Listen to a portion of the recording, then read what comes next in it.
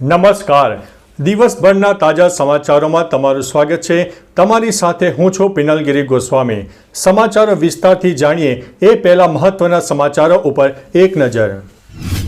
મિત્રો, અત્યારના સૌથી મોટા સમાચારની વાત કરીએ તો શૌચાલય બનાવવા માટે 12,000 રૂપિયાની સહાય.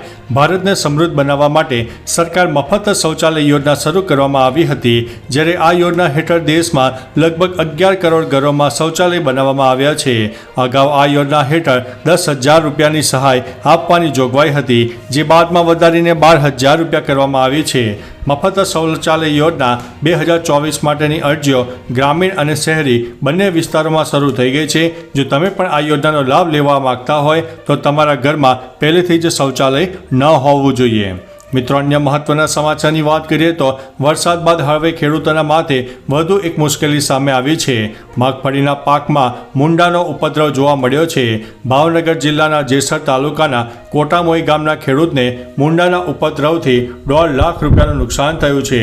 પ્રાકૃતિક ખેતીમાં મગફળીના વાવેતરમાં મૂંડા આવી ગયા છે, જેના કારણે હવે મગફળીનો પાક ધીરે ધીરે નષ્ટ થવા લાગ્યો છે. ખેડૂતે સહાયની માંગ પણ કરી છે. મિત્રો, અન્ય મહત્વના સમાચારની વાત કરીએ તો વીજળી મળશે મફત. સરકારે વીજળી બિલ ઘટાડવા માટે ઘણા પગલાં શરૂ કર્યા છે. આ અંતર્ગત દેશના ઘણા રાજ્યોમાં જૂના વીજ મીટરની જગ્યાએ હવે નવા સ્માર્ટ મીટર લગાવવામાં આવશે. ગ્રાહકોને મીટર આધારિત ઓટોમેટિક સિસ્ટમ બેસ્ટ ટેકનોલોજીમાં પ્રીપેડ રિચાર્જની સુવિધા મળશે. તેનો ફાયદો એ થશે કે ગ્રાહક જેટલું વીજ બિલ વાપરે છે તેટલું જ બિલ ચૂકવવું પડશે.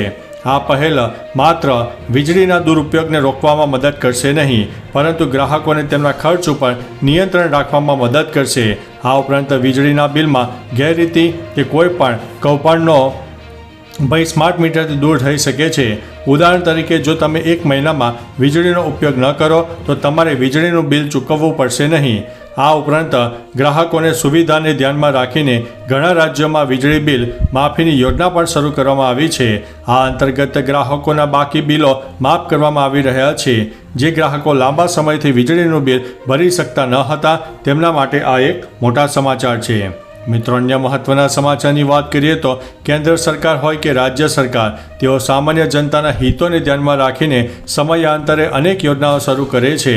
આ યોજનાઓ મહિલા, વૃદ્ધો, યુવાનો, બેરોજગારો, ખેડૂતો અને ગરીબો સહિત સમાજના દરેક વર્ગનું ધ્યાન રાખવામાં આવે છે. આ યોજનાઓ પાછળ સરકારનો ઉદ્દેશ્ય ગરીબ અને પછાત લોકોની આર્થિક અને સામાજિક સ્થિતિ સુધારવાનો છે. દરમિયાન દેશની 140 કરોડની વસ્તીને રાહત આપતા કેન્દ્ર સરકારે વીજળી ગ્રાહકો માટે નવા નિયમો લાગુ કર્યા છે. આ નિયમોમાં સ્માર્ટ મીટર, વીજ બિલ માફીની યોજના અને સૌર યોજનાને પ્રોત્સાહન આપવાનો નિર્ણય લેવામાં આવ્યો છે.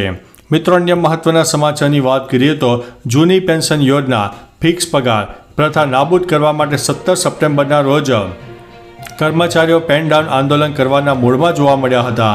ગાંધીનગરમાં ગુજરાત રાજ્ય કર્મચારી મહામંડળની બેઠકનું પણ આયોજન થયું હતું. ગુજરાત રાજ્ય કર્મચારી મંડળ દ્વારા જૂની પેન્શન યોજના અને ફિક્સ પગાર પ્રથા નાબૂદ કરવા સહિતના મુદ્દે આગામી સમયમાં આંદોલનની બેઠક યોજવામાં આવી છે.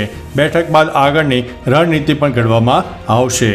મિત્રો, અન્ય મહત્વના સમાચારની વાત કરીએ તો ખેડૂતોને 8,000નો હપ્તો. રાજસ્થાન સરકારે ખેડૂતોને બજેટમાં રાહત આપી છે. ભજનલાલ સરકારે બજેટમાં જાહેરાત કરી છે કે પ્રધાનમંત્રી કિસાન સન્માન નિધિ યોજના હેઠળ હવે 6,000ને બદલે 8,000 રૂપિયા વાર્ષિક આપવામાં આવશે. જો કે કેન્દ્ર સરકારે કહ્યું છે કે કિસાન સન્માન નિધિ યોજનાની રકમ વધારાની કેન્દ્ર સરકારની કોઈ યોજના નથી. રાજ્ય સરકાર વધારાના 2,000 ભોગવે તેવી શક્યતા છે. ગુજરાતમાં પણ મિત્રો આવી જાહેરાત થવી જોઈએ કે નહીં. મિત્રો, અન્ય મહત્વના સમાચારની વાત કરીએ તો ખેડૂતો માટે ખુશ ખબર. ઈ નામ પોર્ટલ. દેશમાં હવે ખેડૂતો ડિજિટલી કનેક્ટિવિટી અપનાવી રહ્યા છે. તેવામાં ખેડૂતોને ઈ નામ પોર્ટલ સાથે ડિજિટલી કનેક્ટ કરીને સહાયકની રીતે સાબિત થશે. ઈ નામ પોર્ટલ સાથે ડિજિટલી કનેક્ટ કરીને સરકાર ખેડૂતોને વધુ સારા ભાવ આપી રહી છે.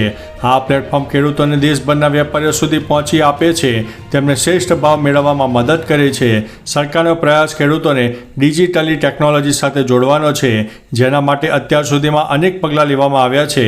તેમાંનું એક પગલું ઈ નામ એટલે કે નેશનલ એગ્રીકલ્ચર માર્કેટ છે.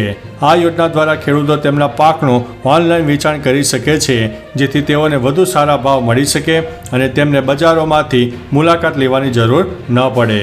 મિત્રો, અન્ય મહત્વના સમાચારની વાત કરીએ તો પીએમ કિસાન યોજના વિશે વાત કરીએ તો આ યોજના હેઠળ 64 લાખથી વધુ ખેડૂતોને મોટા લાભ મળવાના છે, કારણ કે તેમના ખાતામાં 7,000 રૂપિયા જમા થવાનું છે.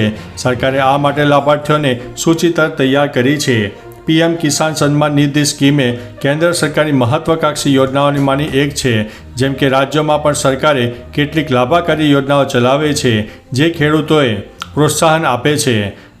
રાયથુ બંધુ યોજના વિશે વાત કરીશું તો જેના હેઠળ ખેડૂતોને દર વર્ષે 10,000 રૂપિયાનો લાભ આપવામાં આવે છે. જો કે આ લાભ માત્ર તે જ ખેડૂતોને મળે છે જેમનું પીએમ કિસાન નિધિ હેઠળ નોંધણી થઈ હોય. તમારે જાણવું જોઈએ કે તેલંગાણા સરકાર દર વર્ષે ખેડૂતોના ખાતામાં 10,000 રૂપિયા જમા કરે છે, જે દર 6 મહિને તેમને આપવામાં આવે છે. રાયતુ હેઠળ વર્ષમાં 2 વખત 5,000 રૂપિયાનો લાભ આપવામાં આવે છે.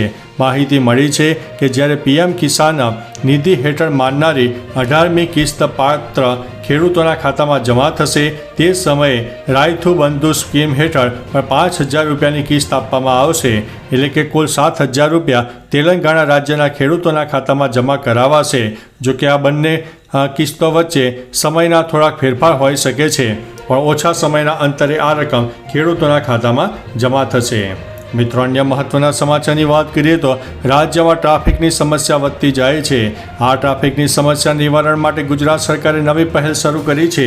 રાજ્યમાં ટ્રાફિક સંબંધિત સમસ્યાઓના નિરાકરણ માટે પોલીસ દ્વારા નવી હેલ્પલાઇન નંબર 1800-233-1122 શરૂઆત કરી છે. આ ઉપરાંત વેબસાઇટ, ઈમેલ તેમજ સિટીઝન ફર્સ્ટ એપ્લિકેશનની સેવાઓ પણ ઉપલબ્ધ રહેશે. મિત્રો, અન્ય મહત્વના સમાચારની વાત કરીએ તો અંબાલાલ પટેલની મોટી આગાહી સામે આવી છે. આજથી રાજ્યમાં વરસાદનો મોટો રાઉન્ડ શરૂ થશે. બંગાળના ઉપસાગરમાં ડીપ ડિપ્રેશન સક્રિય થયું છે, તેથી ગુજરાત, રાજસ્થાન અને બિહારમાં ભારે વરસાદની શક્યતા છે. અમુક સ્થળોએ તો ઘણો બધો વરસાદ જોવા મળશે. ભારે વરસાદ પણ જોવા મળી શકે છે. પંચમહાલમાં ભારે વરસાદ બાદ પૂર પણ આવી શકે છે. નર્મદા નદીના જળ સપાટી વધી શકે છે. આમ ફરીથી ગુજરાતમાં મેઘો મહેરબાન થઈ શકે છે. મિત્રો, અન્ય મહત્વના સમાચારની વાત કરીએ તો સમગ્ર વિશ્વ ગ્લોબલ વોર્મિંગ સમસ્યાથી ચિંતિત છે, ત્યારે વડાપ્રધાન નરેન્દ્રભાઈ મોદી ઝીરો એમિશનના મંત્રને વાહનો થકી સાકાર કરવા માટે મુખ્યમંત્રી ભૂપેન્દ્રભાઈ પટેલના નેતૃત્વવાળી ગુજરાત સરકાર કટિબદ્ધ છે. બેટરી સંચાલિત તેમજ સીએનજી વાહનના ઉપયોગ દ્વારા પ્રદૂષણને ઘટાડી શકાય છે. એટલે તો પ્રદૂષણ ઘટાડવાનો આ સરળ ઇલાજ છે. આ સ્વપ્નને સાકાર કરવા ગુજરાત સરકારે વર્ષ 2015-16માં ધોરણ 9થી કોલેજમાં અભ્યાસ કરતા વિદ્યાર્થીઓ માટે બેટરી સંચાલિત દ્વિચક્રીય વાહન માટે નાણાકીય સહાય યોજના અમલમાં મૂકી છે, જે અંતર્ગત અત્યાર સુધીમાં કુલ 53,000 વિદ્યાર્થીઓને આ યોજનાનો લાભ લઈને વાહનો ખરીદ્યા છે. જેમાં ગુજરાત ઉર્જા વિકાસ એજન્સી જેડા દ્વારા અંદાજિત 56 કરોડથી વધુની સહાય ડાયરેક્ટ બેનિફિશિયરી ટ્રાન્સફર એટલે કે ડીબીટી દ્વારા ચૂકવાય છે. મંત્રી મોડાભાઈએ આવી વધુ વિગતો આપતા કહ્યું છે કે આ યોજના હેઠળ રાજ્યના નાગરિકોને ઇલેક્ટ્રિક વાહનો પ્રત્યે વધુ જાગૃત અને પ્રોત્સાહિત કરવા ત્રિચક્રીય વાહન પર 48,000 અને દ્વિચક્રીય વાહન પર 12,000ની સહાય ડીબીટી દ્વારા સીધા ખાતા જમામાં કરવામાં આવે છે. તો ચાલો મિત્રો, ફરીથી દેશ અને દુનિયાના સુપરફાસ્ટ સમાચાર લઈને મળતા રહીશો.